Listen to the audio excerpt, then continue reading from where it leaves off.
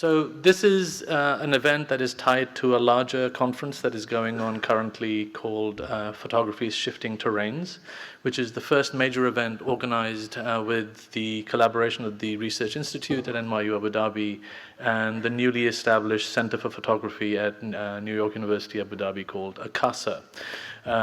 We have come into being this year, and the attempt what we are going to attempt to do is to establish an international center for photography at New York University with a particular focus on the Middle East and also Asia.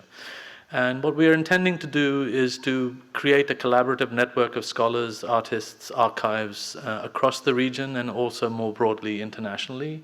And given the nature of the Gulf, we feel that the region means not just the Middle East, but also South Asia in particular. And our intention is to do scholarly conferences and colloquia focused on current issues of interest in the histories of photography and the practices of photography. Focusing on the Middle East, but also bringing those histories and practices into dialogue with global traditions and events. And we are simultaneously creating a physical and digital archive of Middle Eastern photography at NYU Abu Dhabi. We have also just acquired our first couple of archives and hope to expand that. With the help of the library, we are building a research library centered around first editions of photo books, which will be, I think, pretty unique in the region. And in every instance, our desire is to make sure that these resources are fully available to anyone who's interested in using them, especially the cultural and academic communities of the region and the student bodies and the other members of faculty. So we're very much hoping that you will get a taste of some of this from this event and from the publications that I hope will come out of the events we're organizing, and that especially local cultural organizations like ADMAF, TCA, the National Archives, local newspapers, and especially the local universities will join us in future events and in using the resources. So without further ado, I'm going to introduce Shelley. It's a great pleasure for me to have Shelley here. We both have recently arrived from Florence, where we were eating bananas together in the dark because there was a power outage, which was a great deal of fun. Shelley is a professor of photography at New York University over there across the water, the other New York University. And it's hard to summarize Shelley. She has written many, many books, amongst them Inverted Odysseys and many catalogs, work on contemporary and historical photography. She has won pretty much every award I can think of. She has taught in, I think, pretty much every continent on the face of the planet, and was recently an invited professor at the École Normale Supérieure in Paris. She has been a very loyal and creative supporter of everything we have done at Abu Dhabi in relation to photography from pretty much the day I started having a dialogue about this. So I can't think of anyone better to launch off our first proper public event than Shelley. And it's a great pleasure to introduce you to Shelley Rice. Because we are late, I will be brief, but since Shamoun began with our breakfast in the dark at Florence, I asked Susan if I could tell you my favorite Susan Meiselas story. We were friends for a long time, and my favorite story was leaving. We went to a dinner, and the hostess made bacalhau. She made Portuguese codfish, and it was very delicious, and there was a lot of it, and she decided that we should all have doggy bags. Carlos and I love doggy bags. Susan was horrified. She really was horrified. But anyway, we had our doggy bags and we're on the subway going downtown in New York City. And Susan decided, she saw like a person who clearly was in bad straits on the subway, obviously a homeless person, and she decided he needed to eat the bacalhau. So she gets up and gives it to him, and the entire car watched as this man enjoyed his bacalhau. And I must say it is one of my favorite events that ever happened in my life. So I think that on some level, this also is a very good introduction to Susan. I first came in contact with her a long time ago when we were spring chickens, and she had done the book Carnival Strippers, which to me is one of my really inspirational photo books that had a very big impact on me, for the simple reason that instead of working with all these stereotypes that we, of course, inevitably need to discuss in a conference like this, that Susan looked at the women that she was, talking to, that she went and discussed with sex workers what their issues were, why they did it, what they liked about it, what they hated about it, what their family lives were like, a general discussion.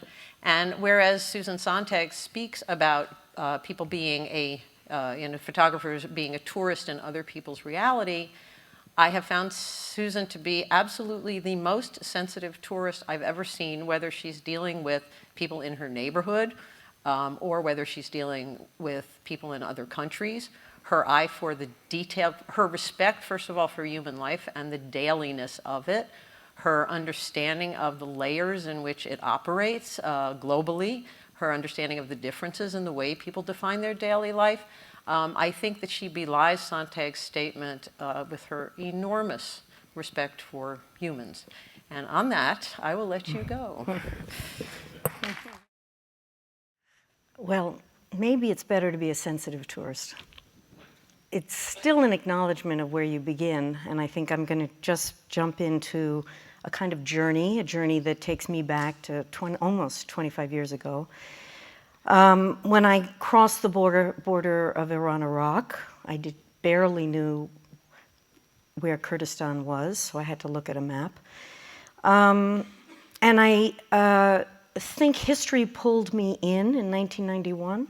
Some of you would remember that time. It was dramatic. It was in the media.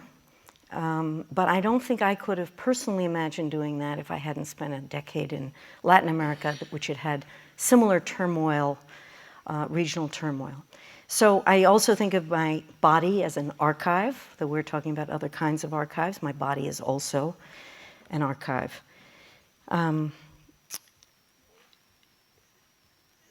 Saddam's troops had retreated to Baghdad, to give you just the setting. Time and timing is extremely critical and really dictate possibilities. So northern Iraq is at this moment under a no-fly zone. It's able to self-administer it for the first time since the Mahabad Republic, which is in the 40s. I'm a photographer, I'm not a historian, but history drew me, and I think what I came to do was do history in a somewhat different way, or make visible an alternative history. I didn't know that's what I was looking for exactly. Oops.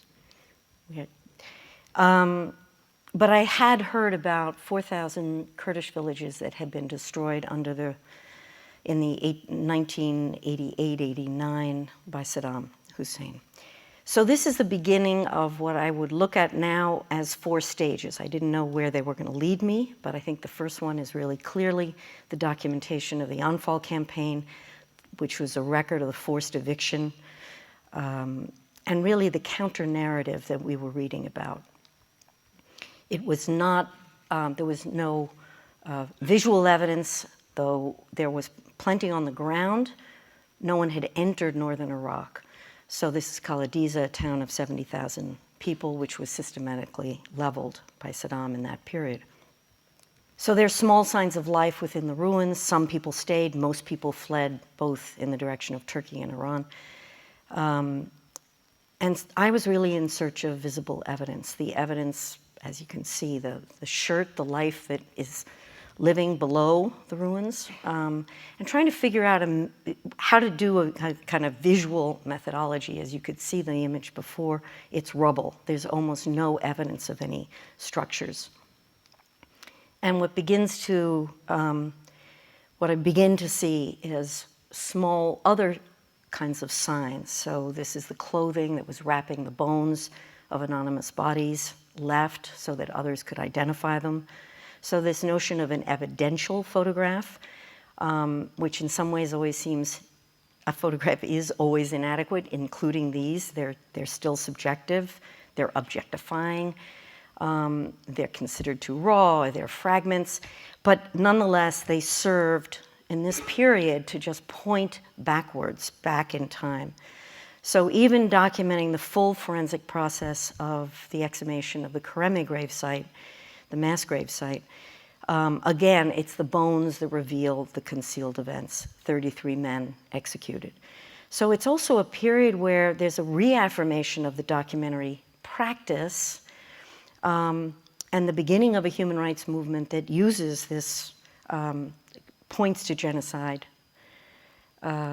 But there's also a disjuncture that impacts me, and I look at this process backwards, trying to understand that having worked within the media where the protagonists who are making history are usually who we are seeing in action, as it were.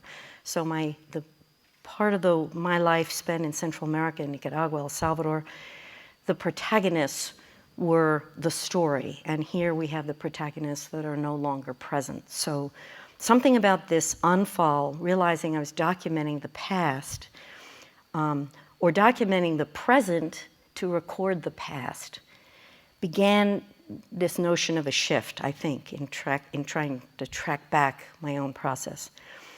So people appeared around the grave sites, holding someone who was missing, and like in Latin America, around the Plaza de Mayo, that disappeared. So there was a resonance. But why carry the past into the present? So this, do the photographs testify in some way to the continuity, the desire of continuity in the face of a suppression and loss? This concept, I think, to gather a visual history of the Kurds was really conceived in the field somewhere between these photographs that I'm making. And I also think that I couldn't have imagined it anywhere else. I couldn't have made this leap except by being there. But of course I had really no idea what I was launching into. And I think that's important for anybody who takes whatever leaps you do. So stage 2 becomes a much more directed process, a collecting, the notion that, who has photographed the Kurds, and if you were a photograph of the Kurds, where would you be? So tracing the making and the use of images over a century, whether they were scientific or political or commercial in their origin. This is the studios in Constantinople. We were hearing about those in greater detail earlier today, around the time of 1895. Images that are circulating the Kurds as ethnic types, exotic, generic identities, and that period in which photography is both opening the world to those who would never travel and to those who looked for souvenirs of their travel. From the Kurds, I began to hear about early travelers, and this idea that people who took pictures and also took pictures away. Very strong construct for me, placing myself with the same set of questions. What were the images I was making for? And that led to this search in Western archives and attics. And in particular, this is an album that I found in the basement of the Royal Geographic Society in London. And of course, the acquisition process is undetailed. Essential information is left out. Who was Mariana O'Connor, and why or how had she traveled to Kurdistan in the 1920s? There was nothing.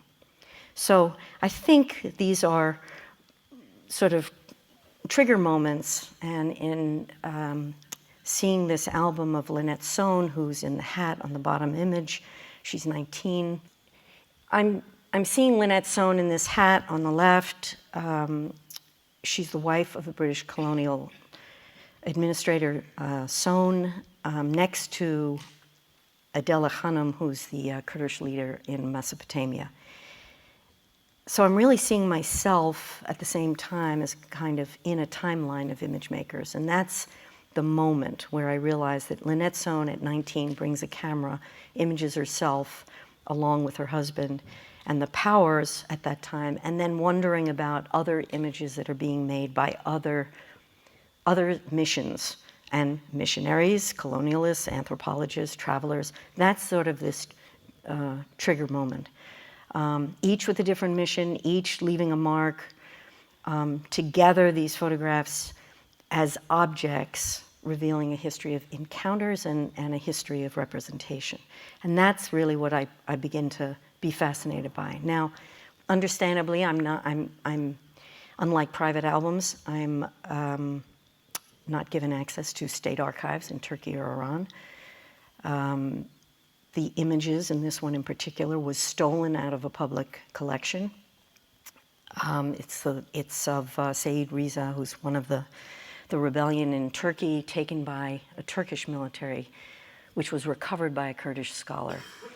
Of course, these images are dispersed amongst very different archives and institutions in the centers of power where the dominant narrative is controlled.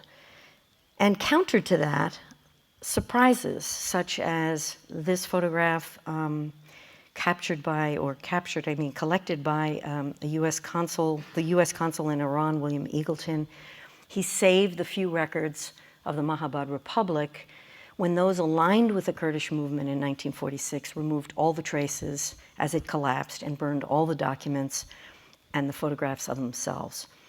So the way photographs carry the scars of their own historical existence and the colonial relations, the interregional conflicts. So I'm trying to make sense of a still what's being found. And stage 3, the only way to really understand it is to repatriate this and begin the circle of return, which is bringing back the photocopies of whatever I found from these diverse institutions. And it's principally to identify the events or the subjects within the frames. It's very pragmatic. And what opens up in kind of simultaneously is a more collaborative process, which is the Kurds beginning to share their family collections.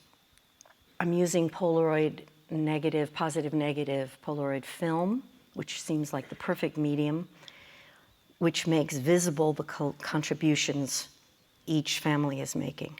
So I'm stopping shooting really of my own work, and I'm beginning to shift to reproduce their pictures in their backyards, going house to house, village to village, a choice to make what's private public, which obviously involves negotiation to build a collective history. And I think there is a sense of protecting historical memory from erasure. The participation is with that understanding. So it begins with who is in the photo, who took it, why was it saved? And this idea of a narrative of fragments, disparate, with each carrying a mark of its own journey, the vanishing and resisting, the materiality of the artifact, the aesthetic, each with a weight of being an eyewitness in its own way. The photograph reads back as an eyewitness. And it's creating a mosaic. It's not really tightly stitched together. It's pieced roughly such that if you're at a distance, you maybe can begin to see some patterns. And I felt that was really important always to communicate. This was not an authoritative account of Kurdish history. It couldn't be that. Really discovering how true local studios are the secret keepers of the community archive, and partly because they're making images for themselves. And that's quite different than the memorabilia for the tourists or the object of science, etc. So I think I shift again, not only is my focus on the subjects in the photographs and the subject as an object, but also the cultural crossings of photographers, which their stories, also their lives become quite rich. So in this case, Mahmoud Effendi was trained as a photographer when he was a political prisoner of the British in the early 1920s.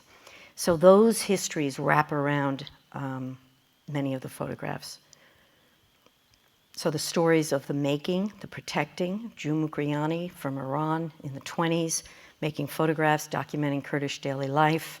His son Assad, forced to bury his father's glass plates when in 1974 the ruling threatened that any cultural products could not be kept in homes.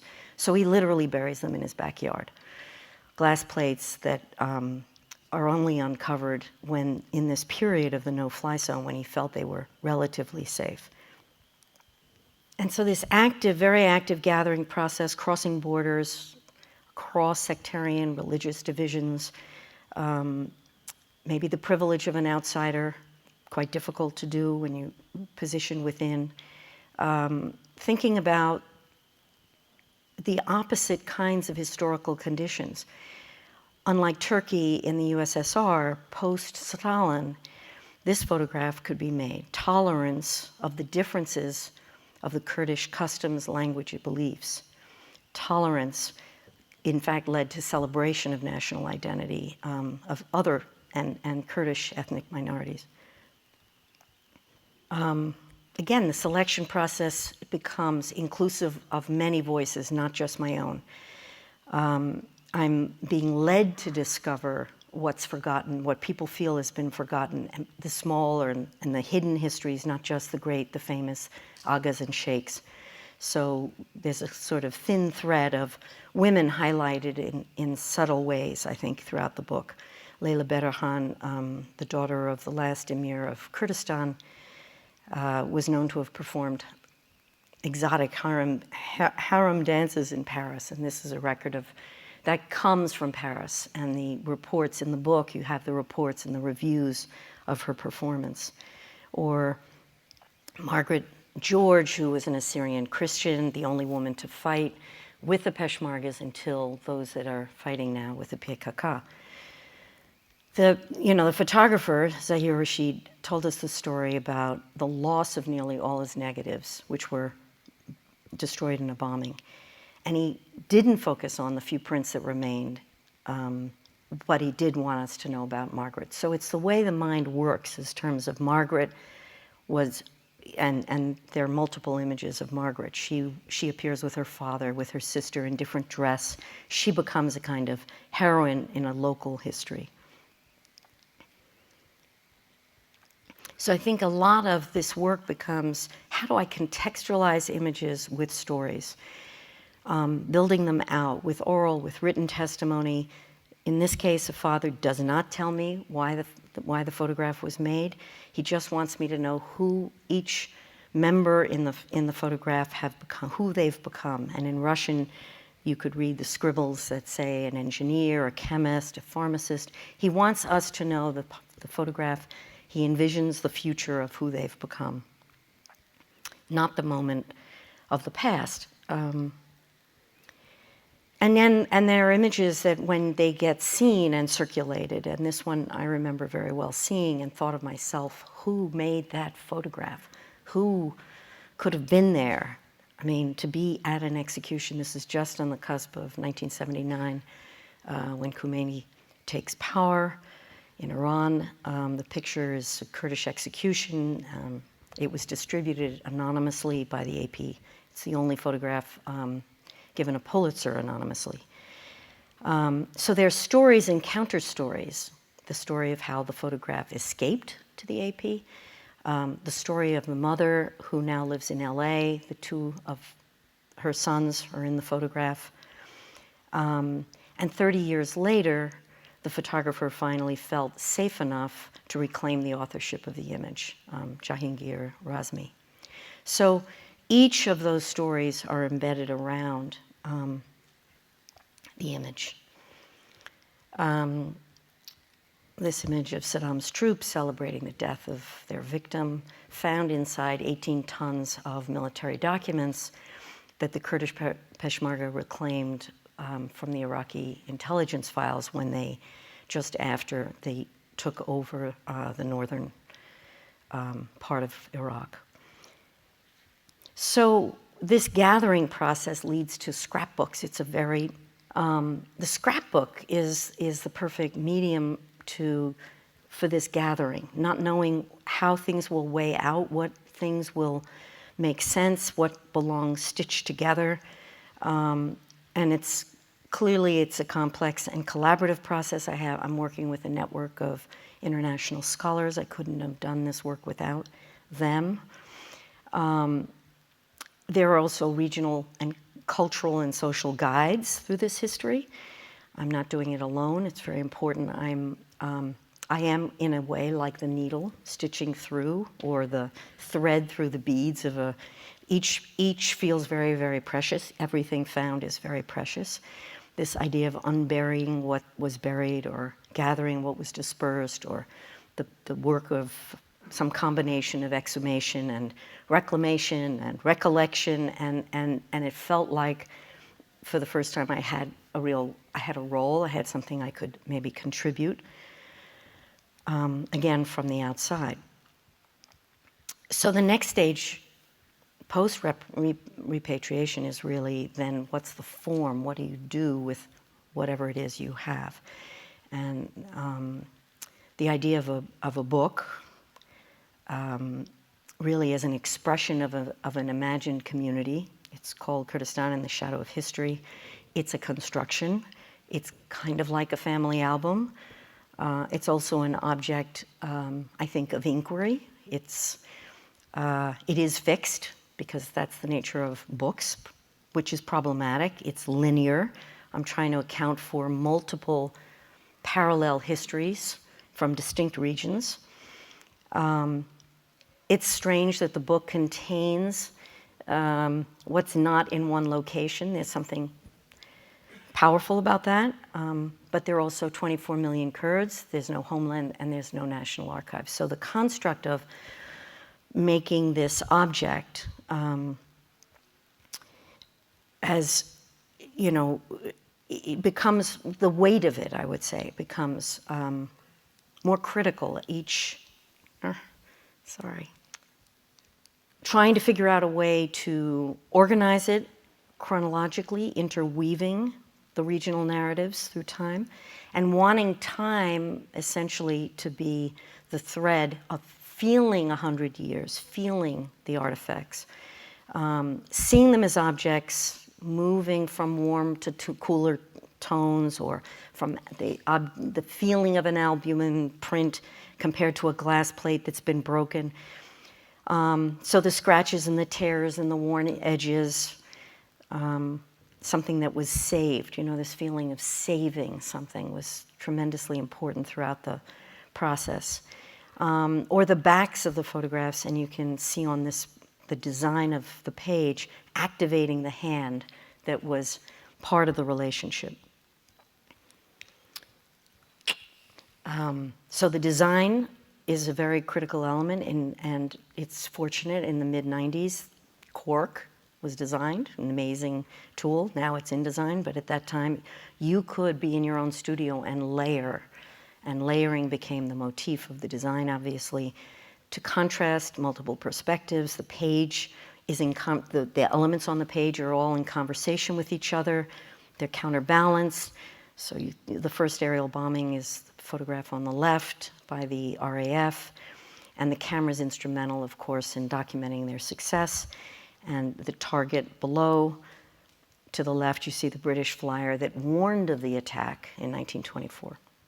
So the photographs make visible these interactions, and these intersections, this entangled layer of, you know, the multiple histories that are operating simultaneously, with annotated documents, official reports. And I think no photograph could live just on its own. It felt like they constantly had to be in dialogue. So these primary texts surround and contextualize the images. This is a CIA document referencing the event that you see pictured in Turkey. Of course, this is an FOI document released with all the blackened out information about the local militant group, which today is PKK, still questionably on the terrorist list for the US, because they've become the heroes of this time. But having to ask again, who is this work for, right? It's a cross-cultural object. It's moving from and to the region, back and forth. And the most sensitive aspect is sharing material where the Kurds are seeing themselves as they were seen. That's or as they were described or surveyed. So the next form, because that linear enclosure was limited, the book couldn't at the time, and even now it's questionable if it can circulate freely in Turkey. So the book moved to an exhibition form, and the idea really was the artifacts themselves, which survived, would be shown and traveled. And interestingly, they traveled through very different kinds of institutions, from contemporary photography museums to museums of ethnography, or ethnology, I guess. And I was choosing the countries where there were strong minority communities, large populations: Germany, France, Holland, Greece, UK, moving around in relation to the communities for whom this work would be probably most meaningful. And within each setting, we also did something that I think really added another layer for me, which was to create a site-specific room in each of those museums where there could be a continuing exchange with exiles who were living there. So it trying to create a framework for continuing active participation. And that's the reading room and the scanning room. So we invited people to bring their photographs to the museum. And we began to collect local stories and then add them to the walls of the reading room. And then, of course, we're right on the cusp. This is 1996, 97. The book comes out in 97. The show is traveling starting in 96. And in 98, we create AKA Kurdistan. And the idea is that the scanners in the reading room are the first place where the museums partner to upload the images, because of course in 98 there weren't scanners in people's homes. Nobody had cell phones or smartphones or even digital cameras. So it begins this process of activating and continuing contributions. So AKA Kurdistan was really imagined as a virtual archive, a cultural exchange. And this was Web 1.0, and it's just on the cusp of having the technical capacity to go to circulate images and not just data. So it's a very particular point in time, and it's before Google Maps and Instagram and Facebook. And I think a lot about looking backwards, because I remember that feeling in the web, that the web was not the right tool for this cross-dialogue, but at the same time, it wasn't like sitting in someone's backyard. It didn't have any of that intimacy. You weren't really listening, you were emailing. Emailing is not like calling, telephoning, we know that. But so it was a new process for me. You can see that it's designed to be either along a timeline of history or the geography where the stories come from, where the material comes from. It's very simple, not stories in text, interwoven. And I think it's important to say that this was before social networking, because now I think, there are multitudes of examples of web exchanges. We were very specifically thinking about extending storytelling, not letting the book fix and be final, and fighting that finality, wanting to open up the form of what the sharing had led to and could continue to do. And it was also within a context of a suppressed history and a feeling that only could it be safe in cyberspace. So that's also a very important part of the launch. Now we worry that cyberspace isn't very safe, in fact. And that's a whole nother issue of digital security. And again, 98 was a very different time. But I'm thinking about how envisioned AKA Kurdistan was you could share a story, or we had anonymous photographs that people had found, archivists had found, and wanted to know more about. So we tried to create a means by which photographs could be uploaded and then responded to. So this idea of digital knowledge exchange, bringing archivists and the public together, knowing archives, of course, are unfinished and never complete, et cetera. So trying to engage people in the process. So I think, again, in this ongoing process from book to exhibition, back to book, 10 years after. So in 2007, we reprint the book, namely because two phenomenal events had occurred in that 10-year period. Saddam Hussein was dead, and Jalal Talabani, a Kurd, was president of Iraq, which seemed inconceivable in 1997. So it seemed like the right time to revisit history and extend, and we extended the book and included Sorani and Turkish so that the principal chapters at least could help lead audiences. Before that, the book had really been in exile communities and not as accessible as it became. And so now the book returns. The book returns in 2007 and to Kurdish schools and libraries. Despite the regional wars, there's this feeling that there's a circle of return. It's the time for the return. You know, kind of the irony of process and thinking about form, aka Kurdistan, is now an artifact of an earlier process. So it's no longer active as a point of exchange. It becomes physical again. It is dictated by the technology, which continues to evolve, digital printers, which make it possible to make murals on canvas, and the physical books can be laminated over and shared and added to, physically added to. So this idea of the physical versus the digital, I'm really interested, of course, that multitudes of archives are being discovered and digitized and categorized and aggregated, and you know, I'm also thinking about other issues, which, like, what do I do with the archive, my process, you know, that have all these incomplete records, all the possibilities of threads that could still be followed. There's still no stable place for the objects of this image archive. It's again been dispersed. There were loans, so everything that traveled is now back with the families that had lent them. There's no central depository.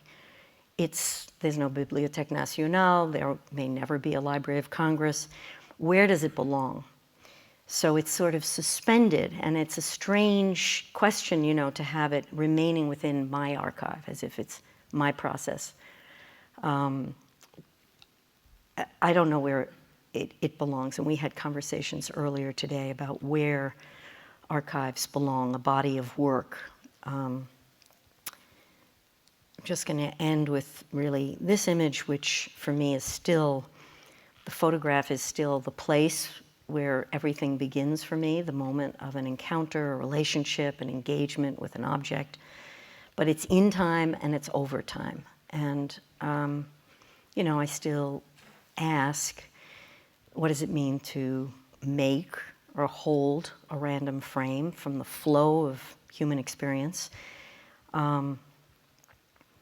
I think about the fact there has to be a leap of faith, that you're taking, if you're taking something, you're making sense of something beyond yourself.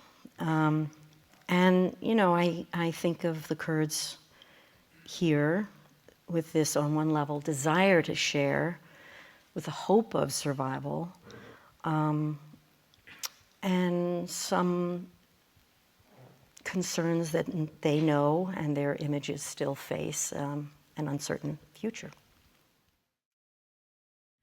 I have to say that you threw me a curveball on the last one, because the idea of the migration, not only of people, but of the technology, and of the uncertainty of reception.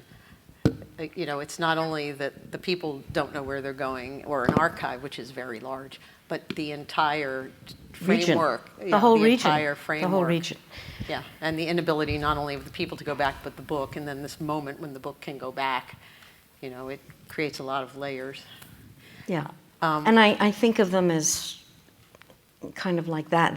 There is a tremendous tension. I mean, here we are, and it feels so stable.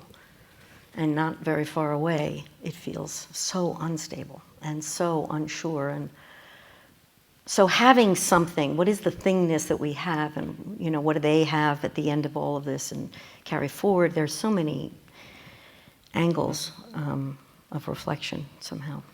Well, the other thing that struck me since today, we were talking about various kinds of images of, and I looked at that. I think Jennifer Bajorek asked the question about values and how values change. In other words, the art world comes in, people start valuing.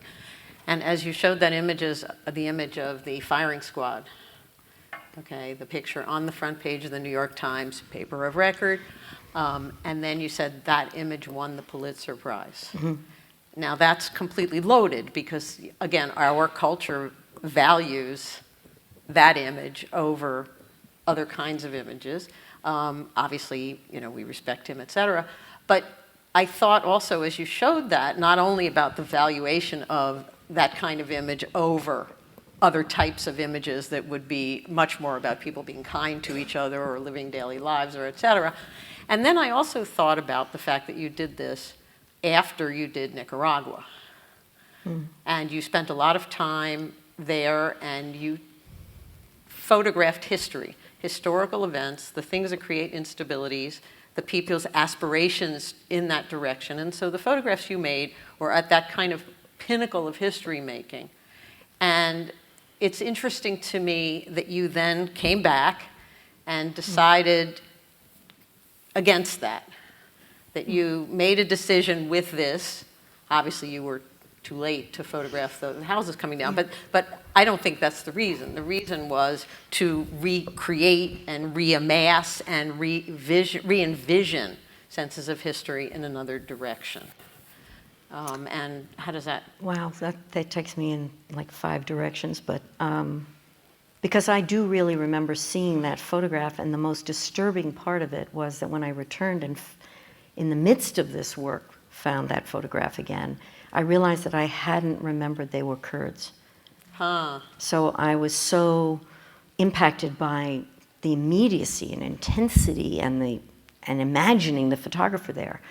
So that the subject in the photograph didn't have a life other than such an event occurring, but I hadn't asked myself or placed myself in that history. So yeah, moving from parts of Latin America and being on the front lines makes maybe the timing is also important. I mean, this project kept me for 6.5 years really pretty much doing just this. I didn't go to Bosnia, I didn't go to Kosovo, I didn't go numbers of places I might otherwise have found myself in other processes, because there's something about being in time that's very powerful. I was just thinking. Elaborate on that, in time, as opposed to. But what I was trying to say about the protagonists of history are very, I think Lucy was mentioning, we know so little about the dominant force at the moment that's challenging the terms of the region, except the images, the self-representational images, actually, So what do others' eyes bring us? That's placing oneself to see. We were listening earlier to Shahidul about violent images. Where do we belong in relation to looking at those objects or the subjects within those, When you're making choices of where you go, you do place yourself, right? And when I say my body is an archive, when I knew I was coming across that liberated zone, I knew what a liberated zone felt like. It was different than going into a front line, right? I'm not sure that's answering exactly what you're asking, but. No, but I'll ask it better. I think that of all the photographers that I know, this question of being in time or in history obsesses you in ways that are extremely complex, which is why I asked the question in the first place. Because again, it's not only the protagonists who are there, it's you there.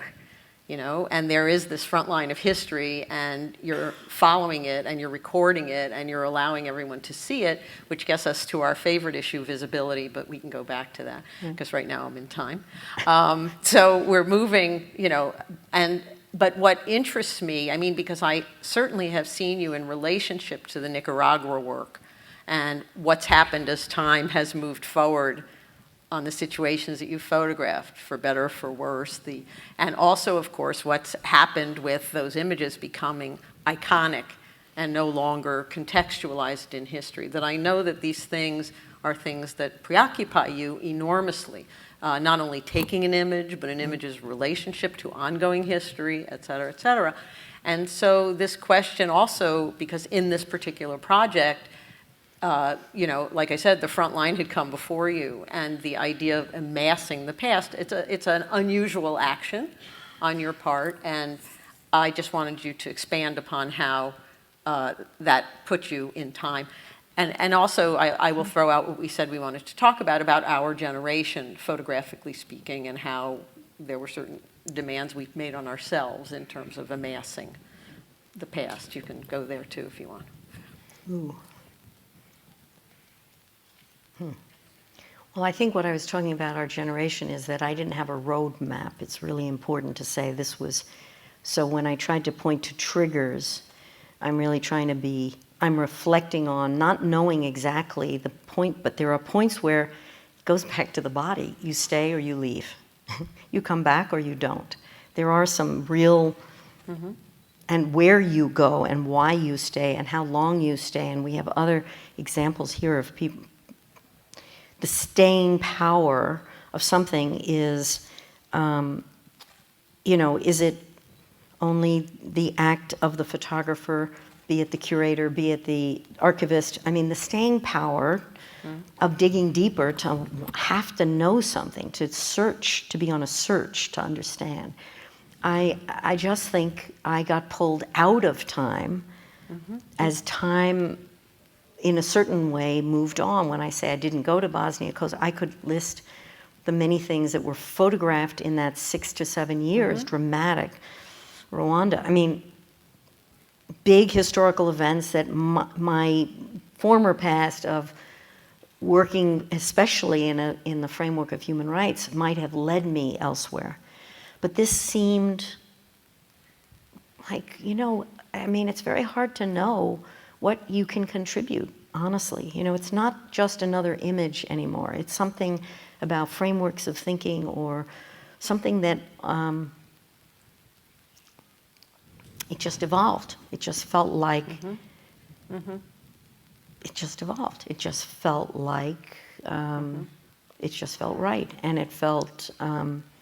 I mean, I think this deeper circle of return is very consistent with other moments, but I didn't know that it wouldn't be guaranteed, particularly. So I don't know if that's, you know, the other thing we were talking about is the right, who sets the rules of what you can do. I mean, I'm free from institutions that might oblige me to stay within certain boundaries. Others might, and it's interesting because when the book came out, actually it was not so much of interest to art historians or even artists. It was more interesting to cultural studies and people looking for other Photojournalists. Yeah, well, not even. Really? No, I don't think it was considered. It wasn't like my Nicaragua book, which was potent in terms of photography. It was something that it was neither fish nor fowl. It was sort of, no one knew what to do with it. The Kurds knew what to do with it. Right. And that was really, again, part of my, you know, discovery of when you make something that has a cross-cultural life, which certainly was true in Nicaragua also. It's read totally differently within the culture as outside of the culture. So when Can you say what they knew what to do? Can you expand on that?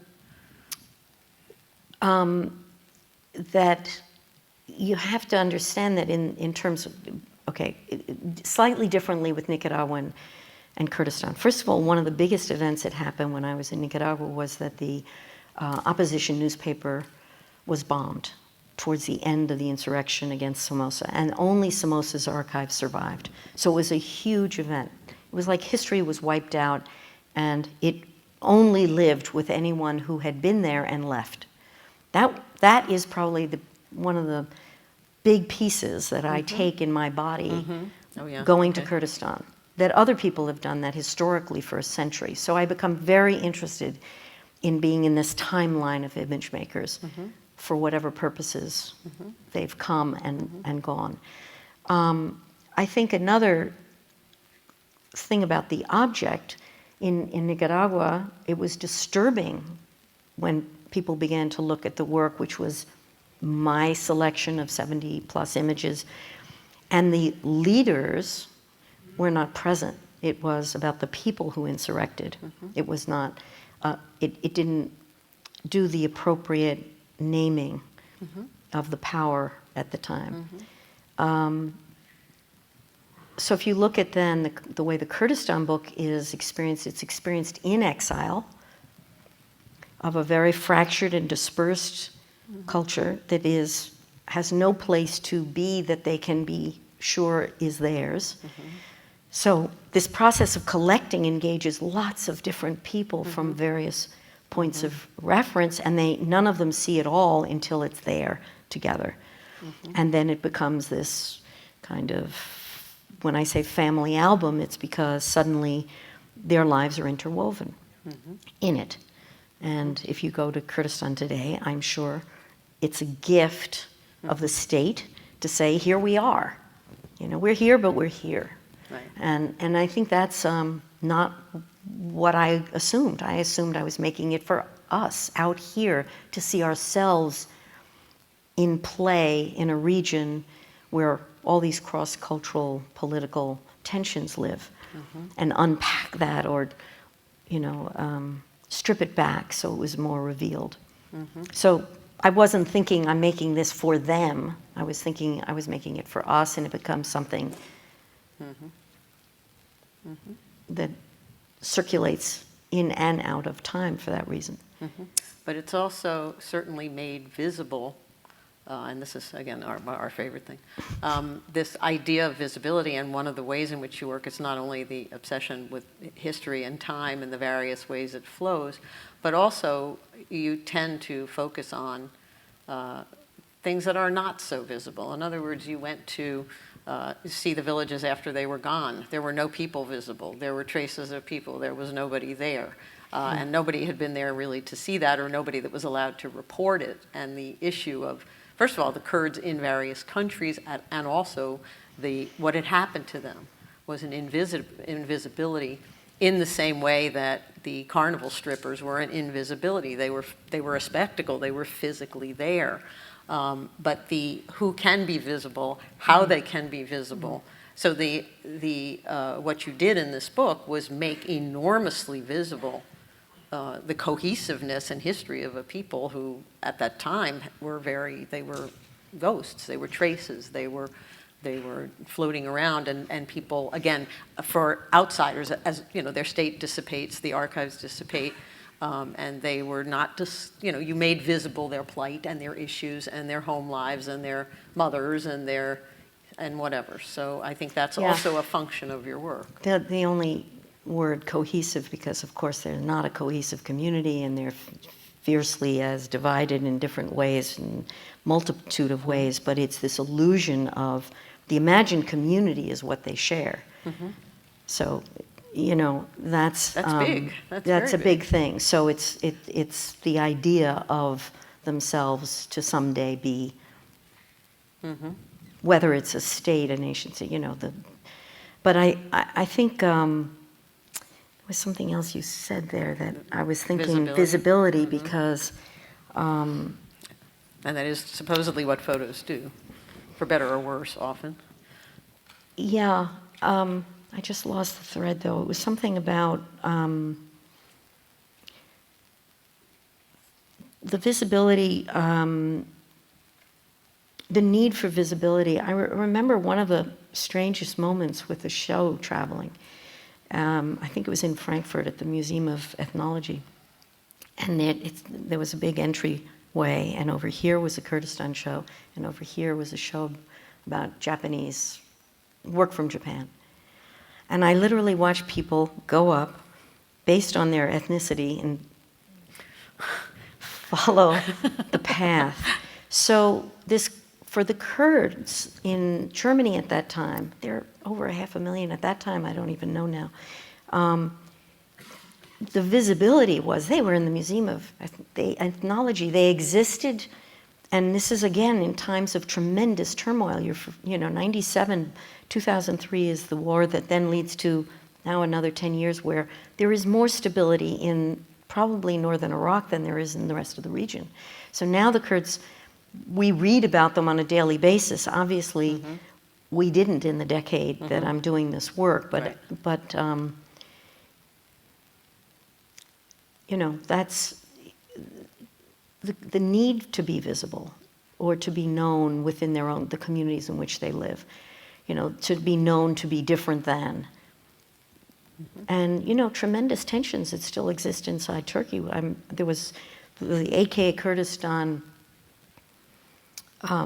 mural that I showed that was on the wall, was a show that was due to go in September to Turkey, and it was part of a show called Women Mobilizing Memory, and there were different kinds of memories being drawn together from different parts of Turkey.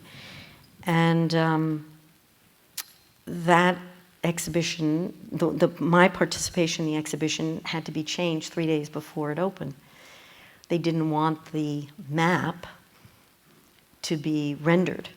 And so I ended up drawing the outline of the region, and the storybooks were off the wall, but you couldn't identify the territory. So when Kurdistan isn't on the maps in the 1800s and the 1900s, and people talk about, and it is in certain sectors, there's certain areas, and they're contested territories, etc. This goes on. This is not a fixed state. This is a constantly contested identity for presence and visibility. And visibility of people not only for their political history, but also for their personal histories. And their cultural differences, and to be acknowledged. That's why I say it's so ironic then to find that in post-Stalin, he was not particularly generous to many others, but this celebration of the ethnic identity to distinguish within the Soviet era and that period, and the denial of it just across the border.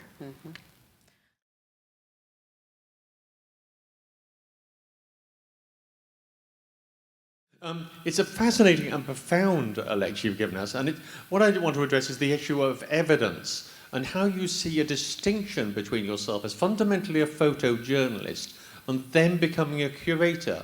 Because when you're a photojournalist, normally your work is created by others, but in Kurdistan, it's a totally different experience, because you're actually an archivist and a creator, but it's about the witness of evidence. That's what you're actually doing. And now that's a big change in a personality. Now, you may regard them as aspects of the same personality, but that is a consciously big change. But did you see it as that change, or was it just gradual morphing given the issue? Okay, well, one piece is evidence to go backwards, because terms, I know we're all moving around different landscapes, but I would never define myself as a photojournalist, even though my photographs were used in various media. And that's because it's part of a process of distribution, but it's not who sends me somewhere or keeps me somewhere, or I'm not inside that economy. I'm not on staff of a principal. So the terminology, I do think of myself as a documentarian, and that the differences has to do with that independence, which is very important in terms of how I can move. The evidential in documentary, though, is obviously there. When Shelley refers back to carnival strippers, I don't, right from the beginning, believe the photographs are enough. The voices of perspectives from within the photographs should challenge them. So I'm always, the Nicaragua book, is interrogating the photographs with different kinds of sourced information, which if you look, the primary material in the back of the Nicaragua book isn't that different than what becomes much more elaborated in Kurdistan, if you know that work. And in between, I'm doing a book called Work of 30 Photographers in El Salvador, where I collect the work of 30 different photographers working in a specific timeline for 4 years in El Salvador, bringing together a collective history. So I'm moving from being one of people in time in a history where we're looking at together. The biggest change is dealing with a century which moves me into a history I haven't lived. So the real transition is the work in El Salvador. I do another book in which my photographs are part of the book, and then Chile from Within is a book where my photographs are not there. I choose not to include my photographs, and I want to focus on the regional photographers' work that no one knows at all. So I see the thread of those experiences. And, I think it's interesting that the field, be it from the point of view of the practitioners or the theorists or the curators or, the historians, I don't belong where anybody quite wants to put me, which is a very problematic space, truthfully, because, one easily can be eroded of the kind of confidence you need to get to cross the borders of what other people set for you. It truly is. And I say that because it's either audacious and it's tremendously risky. And I didn't say this to Shelley, but somebody asked me recently, and I was remembering the feeling of this project in the 90s, which was like carrying a stone on my head that got heavier and heavier and heavier, because the more I knew, the more I knew how little I knew and how much more I'd have to know. And the responsibility, and I mean deep, deep responsibility of people entrusting, because I think a lot of this work involves entrusting. It's not an academic pursuit. People are giving you when they offer, and we saw that in the hands today, pleading, please look, please see someone who's no longer here. I mean, these moments are so, they are emotional, and they are a passing to you to do what? What can you bring back? What can you do? So I don't interrogate every image I make, but many of them have led me back to have to ask that question. Just listening to you and seeing some of the work, a couple of things sort of come to me. One is your use of the repeated use of the term imagined community. And thinking again in Ben Anderson's terms, but also thinking about you talking about your work in El Salvador, in Chile. There seems to be, and I wonder, this relationship with the state and the nation state, and sort of listening to Ram Brahman earlier, where he's looking at sort of what he's presenting as histories of India, forgotten histories of India. But those forgotten histories, they all seem to start in 1947, and they all, and the term there is independence, never partition. So I think there's this sort of tricky balance between the nation state that we're sort of tiptoeing around, and I wonder what your sort of relationship is with the structure of the nation state. Yeah, well, you go immediately to nation state, and you're reminding me of a conversation I had with, I can't remember if it was, it was definitely somebody from what I would call the other side of practice, wherever you want to be, in which it's a very, I always think it's a tricky space, kind of like you either want the analysis or you don't, I think that there is something about the self-determination that links strippers and popular insurrection in Nicaragua and Kurdish desire for a homeland. Obviously, that people look at the material and do not see a relationship between those three bodies of work. So it's a more subtle reading of what might be magnetically drawing me towards at certain moments. And that's where I say, how much do I want to know about that? I know when it happens and when it doesn't happen in that place where you give more, go further. And I think, I'm not sure it's only about the nation state. I think that early work, yes, Shelley might give analysis about early feminism, but what does that really represent? The self-determination and the drive to be who you want to be, who you are, and placing yourself in other various kinds of power structures. Yes, there is a contesting of power in that sense. Good evening. Thank you for your presentation. When I look at your work that you have done, like going through villages, on making copies of those photos, on giving a voice to these Kurdistans, I feel you have there's a spirit of healing that goes into your work. Would you accept that note on if you keep doing that? Would you say that healing community through photography can be doable?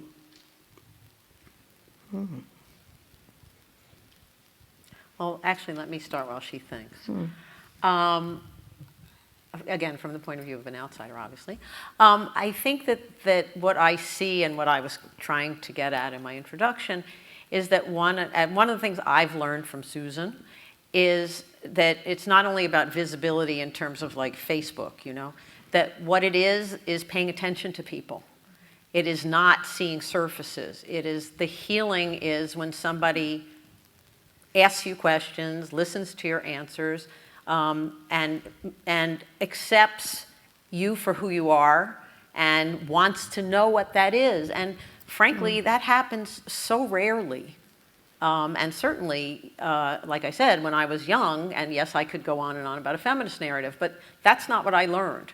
What I learned was a question of agency, and a question of feeling accepted, and a question of people being interested in lives that, you know, in other words, it never occurred to me that someone would ask those questions of somebody working at a carnival.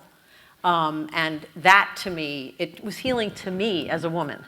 And I can imagine that it was really healing to the subjects. Now, I bought you some time, Susan. You bought me time, but rather it helped me reflect on where my gap was when you asked earlier about the stories not having been told. And it's very important detail of this unfall, because the stories had been told, but who had they been told by? So not only had there been refugees who, from their own villages, had counted exactly how many houses in each site of the rubble we saw, how many families, how many had lived in each of those places. They were carefully noted by a Kurd living in that village, collecting village to village to village, reported. The State Department in the US knew that there were stories about what had happened under the Anfal in 88, 89. There was a congressional report. So the difference was it wasn't visual evidence, but it's very important. There was a lot of testimony, but it was invalid because it was from an insider. And this is one of the most complex pieces of having to legitimize, you know, what I count is a counterintuitive for me.